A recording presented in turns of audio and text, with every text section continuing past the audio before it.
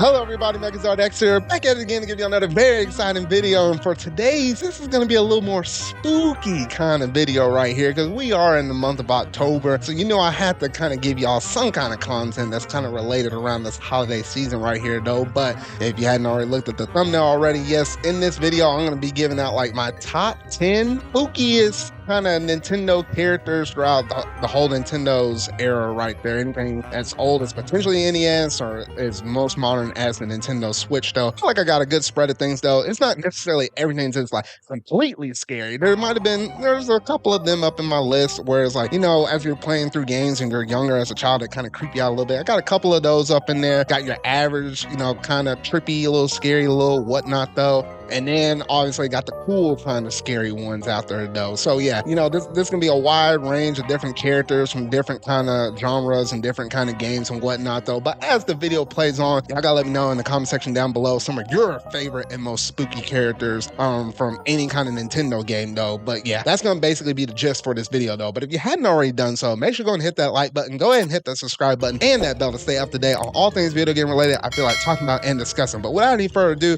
let's go ahead and jump straight up into this video.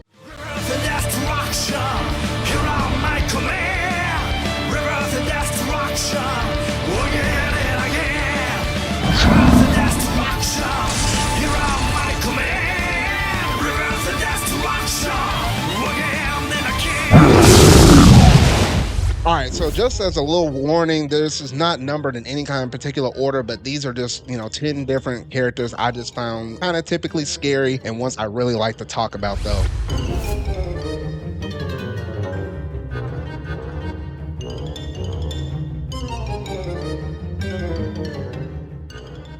So starting off at number 1, we have the eel from Super Mario 64. Now, we all know that eel. When you're kind of going through that, that one aquatic level and just kind of swimming through, minding your own business, kind of exploring those deep ruins and stuff like that, that pirate ship and whatnot though. And you're kind of going up towards this little wall with this little opening in the wall and you're like, what in the world is there? And then you see this big old eel that's popped up with all these just razor sharp teeth. I don't know. When I was a kid, just playing on my Nintendo 64 back in the day, that just crap out of me so hard. I'm like, oh shoot. I was like, oh no, that always sent a chill down my spine. Looking at it today, it's not incredibly scary, nothing like that though, but your mind likes to play tricks on you when you're a kid though. But that was definitely like one little thing that just kind of stood out there within Mario 64, along with a few other characters as well.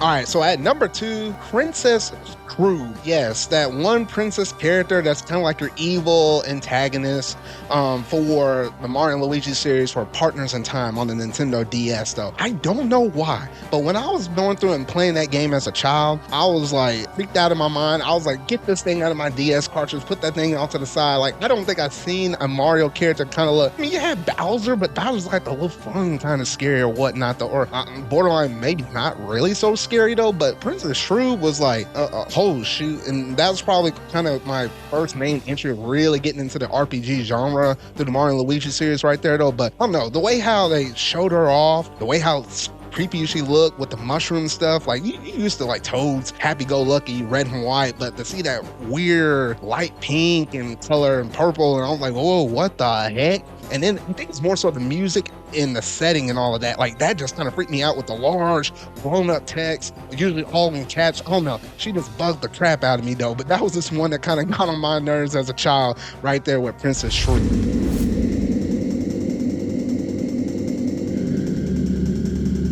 Jumping back over to the Mario 64 side of things, as you're going through that haunted mansion, that one level within, where you're going through and exploring and fighting against all those different boos and stuff, you happen to come across just a little standard old piano. You wouldn't think there's nothing wrong with the thing until you get right up on it and it just goes like, chomp, chomp, chomp. And I'm like, what the heck? Ooh, goodness. And me playing through that as a child, that kind of always freaked me out. And I was like, what the heck? Just need to get that red golden coin right behind that piano, and then I'll be out on my merry-go-lucky way. Like, just don't even touch me, leave me alone, and let that be the end of you. I don't know. Man, that whole entire level, just as a whole, though, it kind of tricked you out on a little bit of stuff here and there, though. But looking back at it now, there ain't really much of a thing, though. But it was creepy for the time, though. But I definitely had to have that one on my list.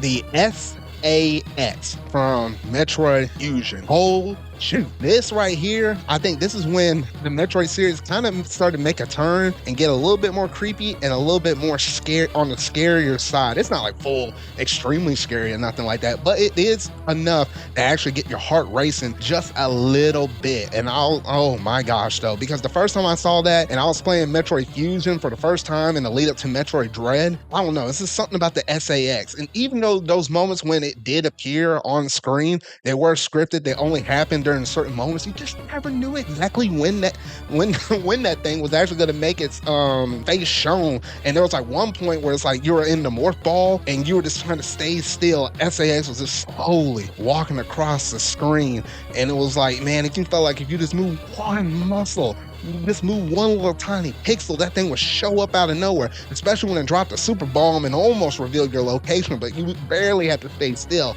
Oh my gosh, there's moments like that. And also just in general, any kind of scripted thing where you have like either a boss, an enemy, a menace, or something like that following you constantly, whatnot, though, those are the ones that kind of get your heart racing. And oh shoot, man, those always kind of set the tone for whatever game you're playing, though. But that is definitely one I had to have on my list right here.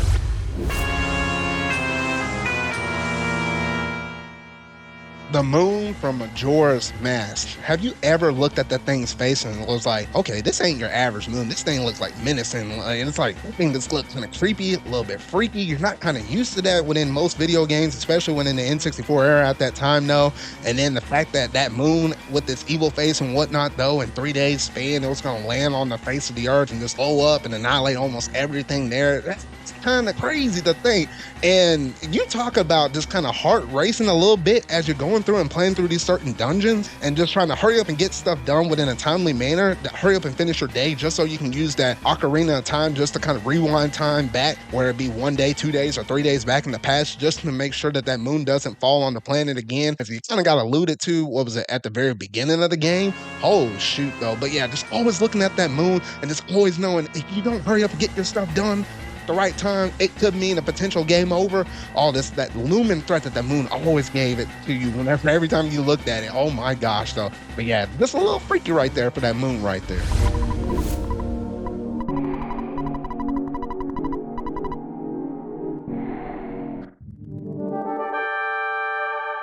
All right, next on the list, we have none other than Gguas from Earthbound. And oh shoot, this person right here, or not really even a person, more like an actual alien. Oh my gosh, if you ever played through Earthbound before, you know exactly what I mean by this final boss right here. Originally, this dude was an alien. If you happen to play Earthbound Beginnings, you kind of notice that, or through the lore drops and all that stuff, that basically he was an alien raised by humans or whatnot, though. He had sort of kind of like a conscience or whatnot in the past, didn't really want to portray humans since he was kind of raised up by a couple of them, though, but was kind of had his hand forced or whatnot, though. And then through all of his different interactions he has to do with all these other different people, he started to kind of personify evil entirely. And then, as we kind of know in Earthbound in general, this literally became evil incarnate. Like, his power was so big, it was so bad to the point where you had this little thing like that was called like Buzz, literally time travel from the future, avoid its destruction to the past, to let Ness and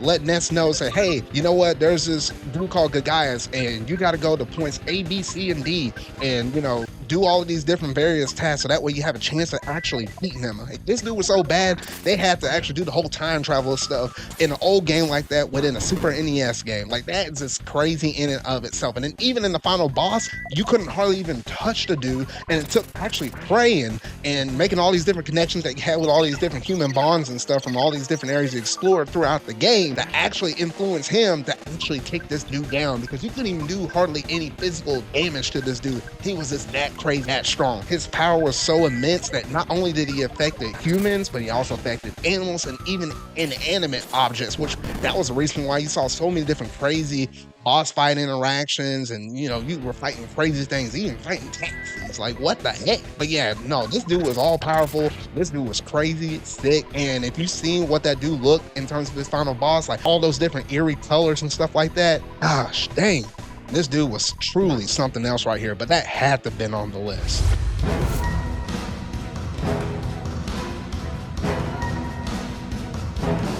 Now, you knew I had to mention another Legend of Zelda game, and for this one, we're going to Legend of Zelda Skyward Sword with the Imprisoned, because as annoying as this dude was, he was a creature that he wasn't necessarily like a creature of habit, but he did change his methods or whatnot in terms of trying to escape out of that great hole that was kind of near like the Great Faring Woods or whatnot, though, next to like the Temple of Time and stuff, because that dude was like relentless. Like, it was weird how you had to, you know, cut down its toes just to kind of make it fall down, to actually smash that great seal that was on top of his head and literally bang that thing down as if like you were having like a hammer and like nailing a nail to like a piece of wood or something like that, though. But it's crazy how it did that. It swarmed on its belly. At one point, it managed to fly and whatnot. He was doing everything he possibly could to get out of that pit. As annoying as he was, there was a little freaky, ominous kind of will or whatnot, though. And later, we kind of figured out that yes, that technically was Demise, which was technically the one that actually started off the whole kind of series of events of this whole timeline and reincarnation between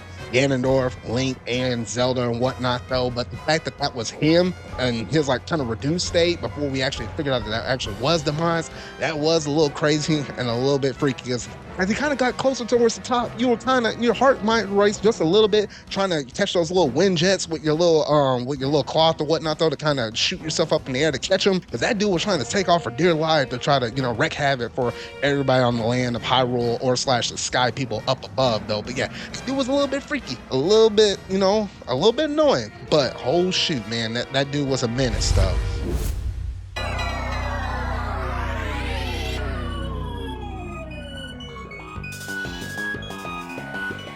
Next up, I have to mention one of these Pokemon games, and in particular, I have to mention Pokemon Platinum with none other than Giratina. Because Giratina, oh shoot, like, we saw him in Diamond and Pearl. He was just kind of in some offshoot area. Didn't seem like he had really that much importance. But whenever you looked at Pokemon Platinum, the fact they gave him a whole entire realm dedicated towards himself. And when you kind of do your lore dropping and all of that kind of digging, searching and whatnot, though, you actually figure out that Arceus actually banished him through that distortion world, and he's the only one that kind of lives up in that area. It's like, what the heck? And as you're kind of going through the distortion world and going up and actually going up waterfalls, it was kind of cool little effect back then on the DS, though. But actually going up these waterfalls, jumping over these ledge stones and seeing this shadowy creature kind of moving around and stuff, and then figuring out that he was in a totally different origin form compared to his altered form, it was just kind of creepy, a little bit freaky, but all the same kind of really cool in terms of like a, you know, that third Pokemon that's kind of like the trilogy of the Pokemon. Like you had Dialga, Palkia, Giratina, similar to how you had Kyogre, Groudon, and Rayquaza. It's really cool to see he had a whole entire realm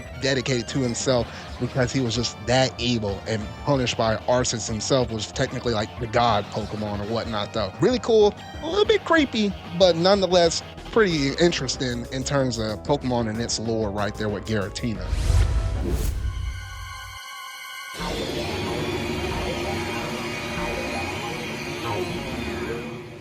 Now, you knew this wasn't a list unless I included the big bad Mama Jamma himself. Yes, I'm talking about Ridley right here. Like, this dude was a menace. He was freaky. If you know anything about me, I do love myself my dragon type related things, whether they're in games, anime, whatever, though. But yeah, Ridley, though, he's a menace. And the introduction of what we kind of saw from him with like Super Metroid and stuff like that was crazy. The fact he came in, took that Metroid, swooped on out and whatnot, though. And since then, from his later iterations that we kind of saw from like, you know, Metroid Prime and all these other future entries and whatnot, though, Ridley was just, oh my gosh, he was just like that much of a beast. Like, it took a lot of firepower actually to kind of take down this dude.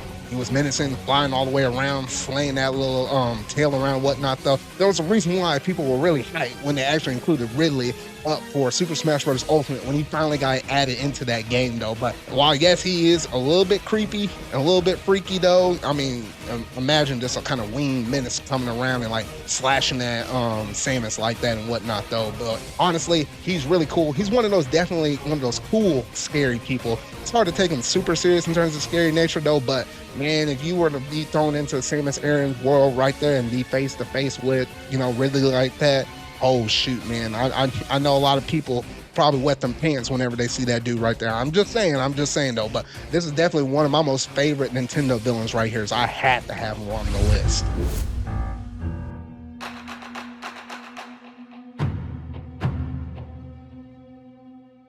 Last and certainly not least, we had to talk about King Boo.